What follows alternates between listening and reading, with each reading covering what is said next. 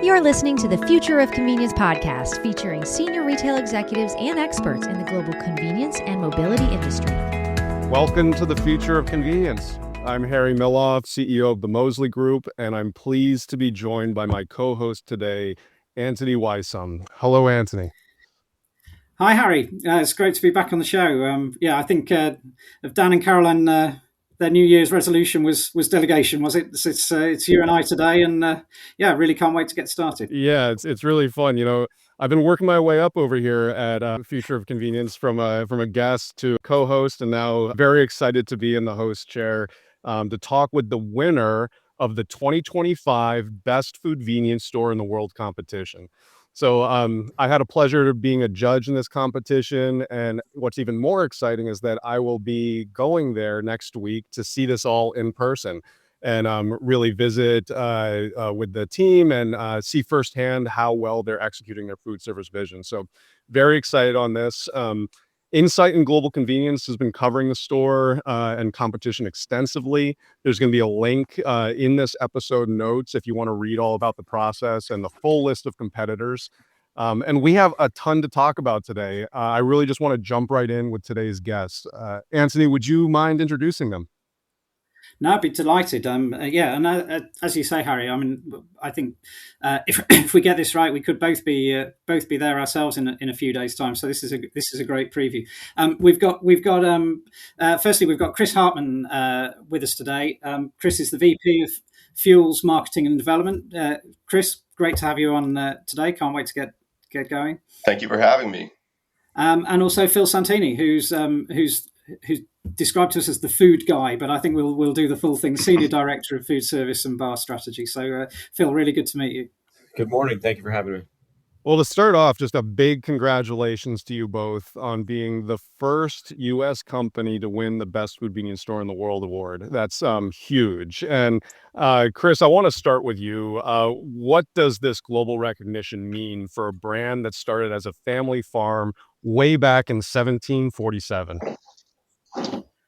Well, I think it's just the culmination of all of the hard work that our team, including Phil, Chad White, our operations teams in the stores, all of our restaurant managers and the workers in the restaurants, what they do every day to make us the best.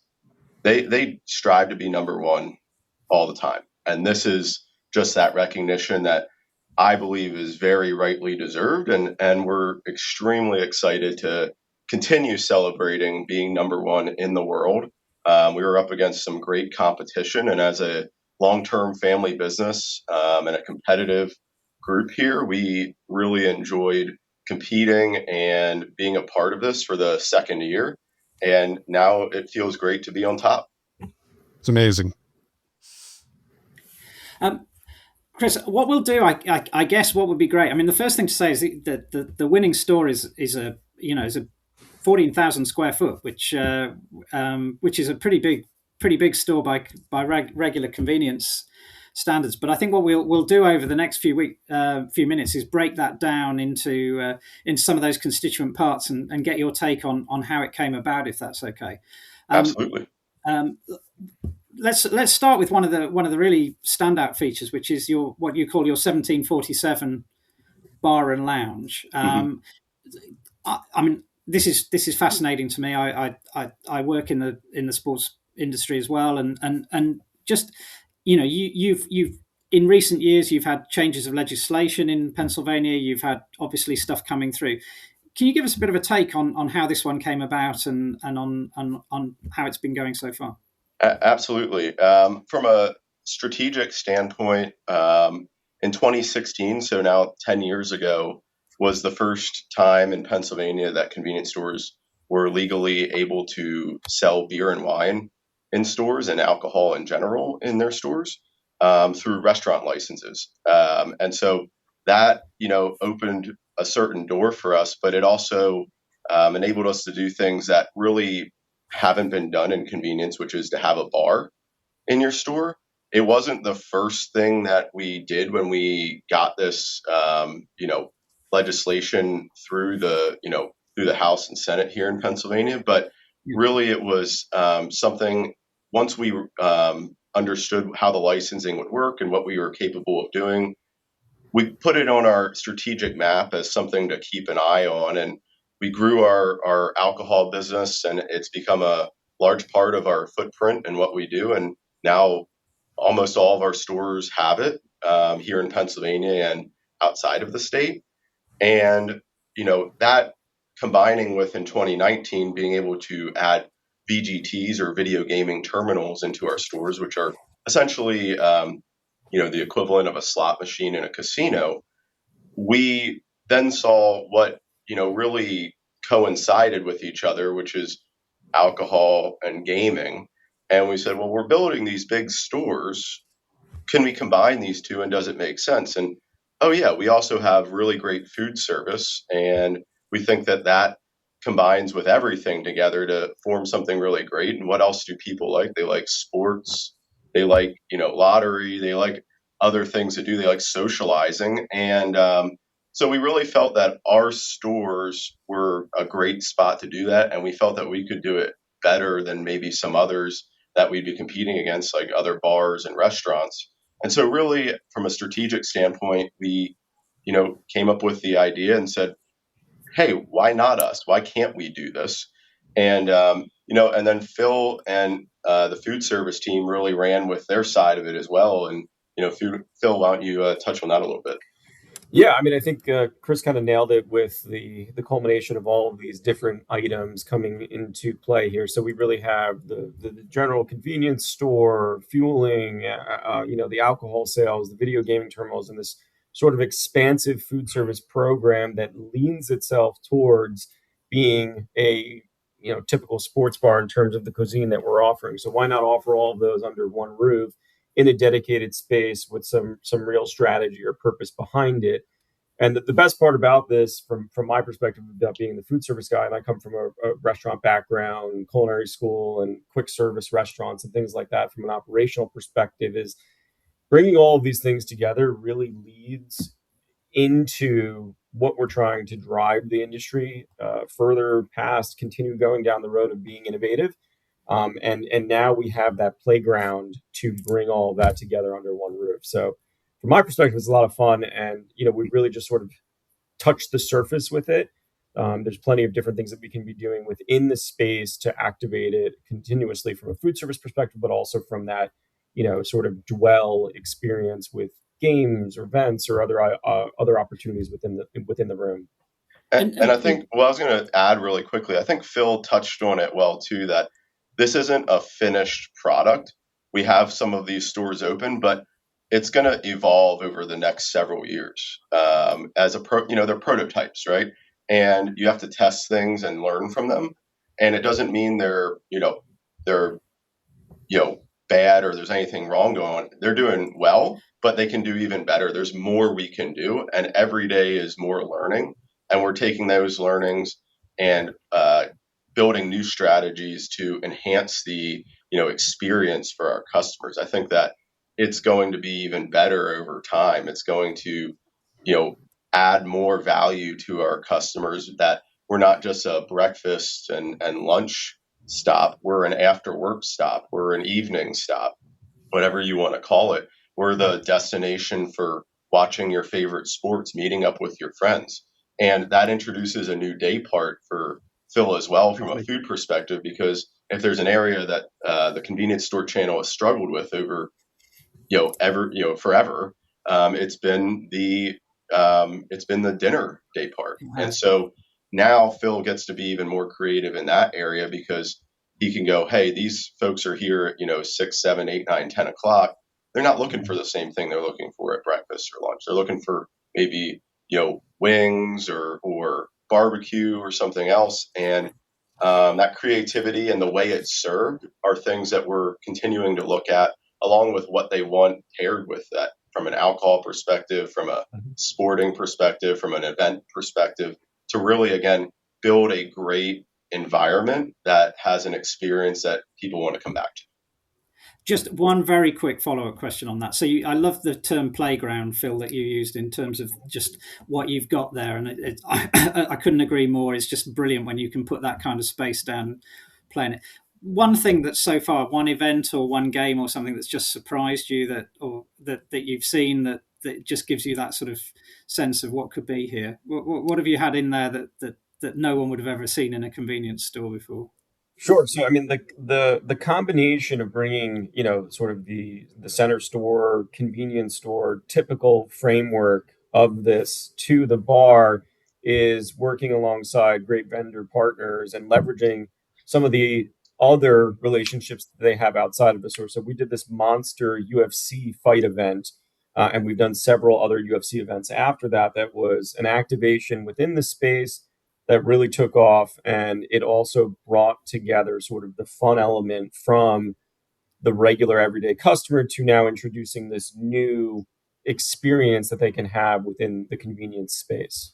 So I'd say that was definitely one of them, and we have other plans for this year. Obviously Super Bowl is a big one for us. We have the Olympics coming up, things like that, that World Cup, and we're planning vigorously to achieve some similarities from that initial event. That's fantastic, and I think at first we haven't had UFC on the podcast before, so that's a first all around. Well, and a fun thing, Anthony, too, is early on at our first store that we opened with the bar and lounge, we actually had a bachelorette party come through. So it's a wide variety of people. It's a different customer at times, and that's where we can cater to these different folks. So it's really great. That's amazing.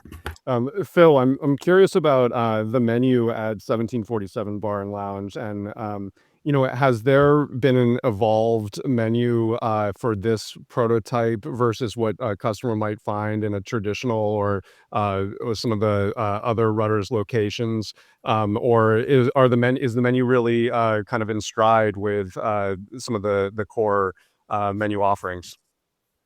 I'll say the menu is in stride with a twist. So obviously trying to keep some synergies in between the two spaces because they're operating, simultaneously, is really what combinations can we offer in this space that would differ from the everyday, C-store customer that's looking to get something a little bit more mobile, something a little bit quicker versus that dwell time. I'm going to sit down, have a beer and a burger and fries along with it. So now, after several months of gathering data on that of what customers are purchasing, we're redoing it again and introducing some of those insights in a more,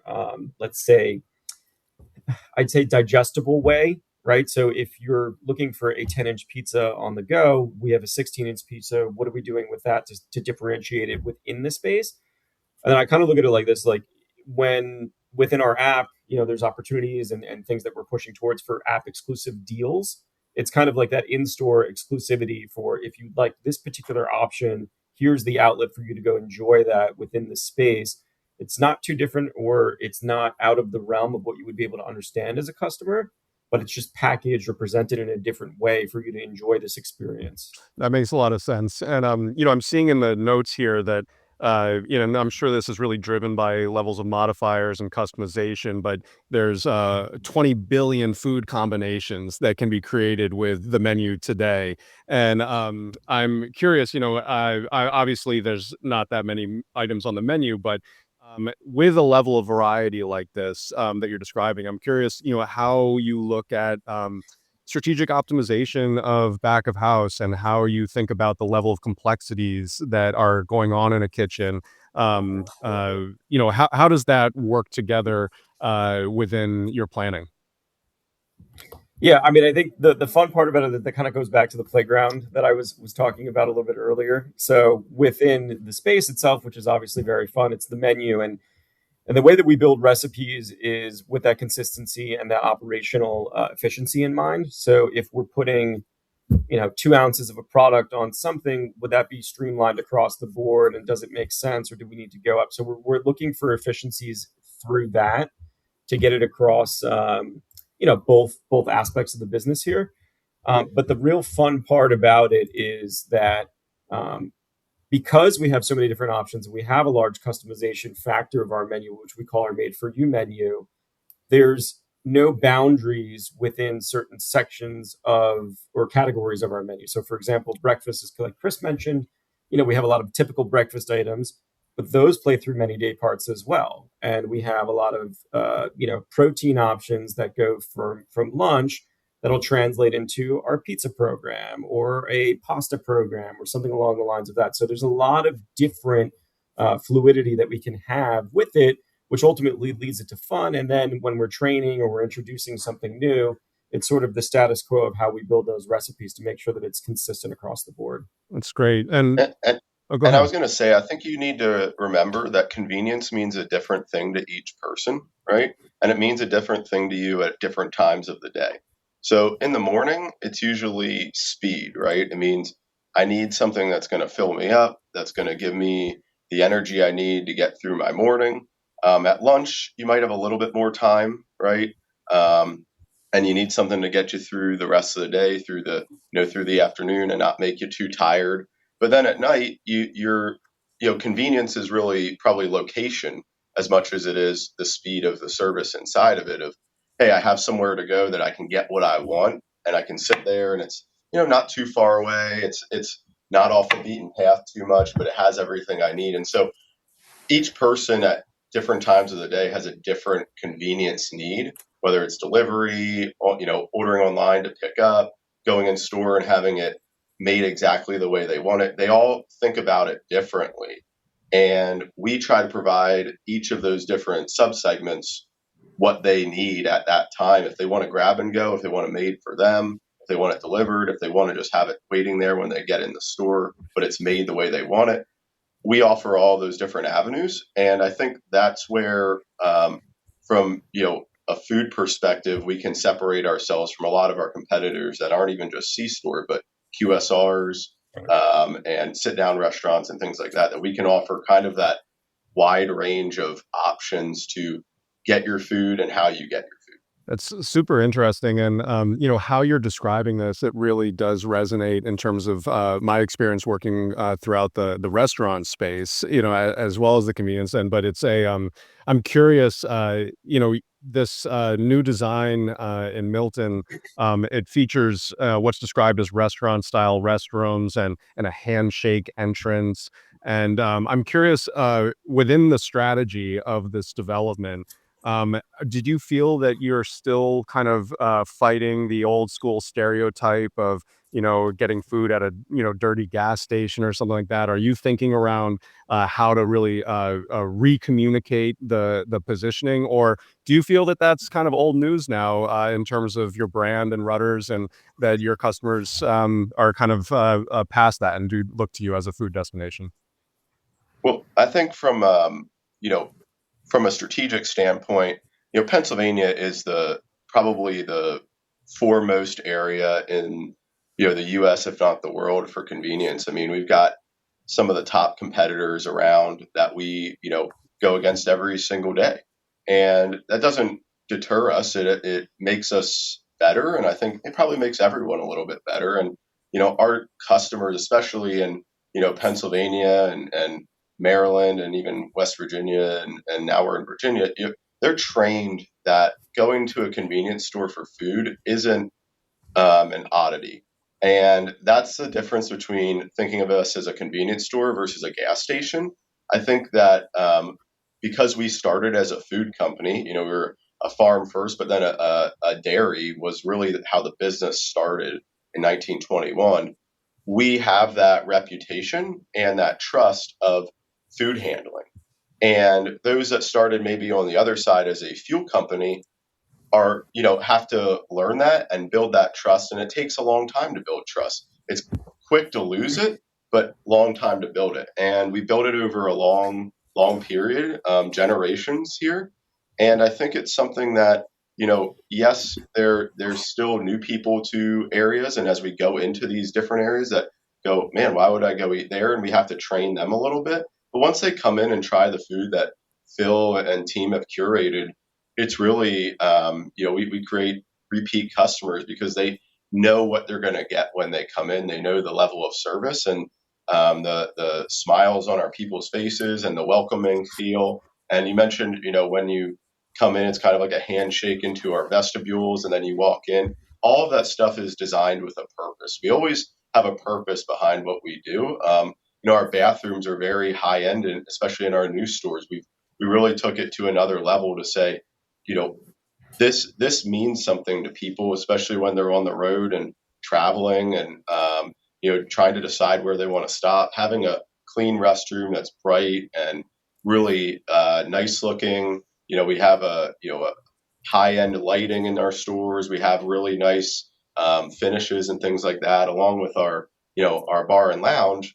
All of that combines into the experience that we try to offer, because again, we have people at different need states that we're trying to fulfill those needs. And from a food perspective, I think we're able to do that, but we also can do that from a total convenience perspective. Chris, you mentioned you recently expanded into Virginia with I think a similarly sized model store to the one we're talking about in Milton. And just give us a sense of how that's likely to sort of play out into the future, both in terms of kind of what you're testing inside the shop, but also the sort of jump in size that you've given these units. What are going to be the things you look for in terms of determining where you go from here with those sort of choices? Well, I think that we're always looking at, what is the reaction to it? And honestly, the first reaction we typically hear when new people walk into our store is, this is first, it's a gas station, usually if they're new to the industry, but this doesn't look anything like what I would expect. This is a restaurant, right? This is a convenience store with, it's almost a small grocery store to a lot of people. And then there's a kind of an entertainment area. It's not what they expect. But what we try to do is raise the bar. The expectation now changes after folks visit our stores, that then they go into a competitor store and they go, it isn't the same. And that's how you build, a reputation and that customer wanting to come back to where you are, because they are getting an elevated experience, an elevated level of whatever it is that they need at that time. And we always hope to offer that, from a convenience perspective, because we think that that's what separates us. There's a lot of, again, competition in the areas we operate in. And so you need different things that you can do to separate. And having a big store is great now, but it also offers us flexibility in the future as things evolve to be able to do new and different things. And we've seen it over the years as we've kept building bigger stores, that something else changes and we're able to do beer and wine. We're able to do gaming. And those larger footprints have allowed us to add those without major modifications at a number of stores, and in a quick manner, which when you're first to market and new things like that, it generally bodes well, and customers recognize it.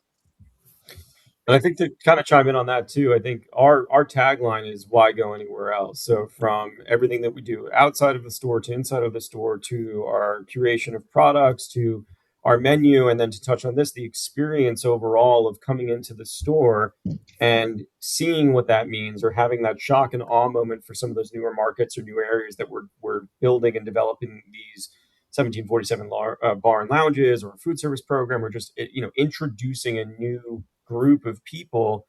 It really leans into that innovative perspective of how we're trying to push the boundaries, and then gather their insights and feedbacks, and continue to push the envelope as we build more and more of these stores. And then also the curation of the food service program is like, in every area that we go into, the market or the favorites are a little bit different, right? There's your staples that are going to be hits across the board, but then certain items play into that, and that's where the regionality or focus on how we can curate these options to them speaks.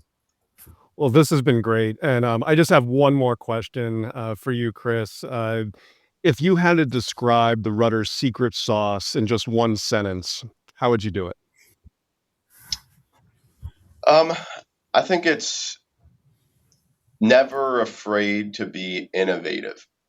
We live up to what Phil said, our tagline, why go anywhere else? So that innovation is necessary to, what we do, as, certain areas of our store maybe get more regulated, other things become less regulated and allow us to go into it. And so if there's one thing, it's living up to our motto, why go anywhere else? I love that answer. And this has been fantastic. I want to thank you both, Chris and Phil, for joining Anthony and I today. Listeners, I encourage you to see the video of this Rutter store on the globalconvenience.com website. And thank you all very much for listening to The Future of Convenience. Thanks, Chris and Phil. Thank you for listening to the Future of Convenience podcast, produced by Dan Munford, Jenna Ferguson, and Lorraine Evans. It is produced and edited and mixed by Carolyn Schneer, and music is provided by Jukebox Music. Learn more at globalconvenience.com.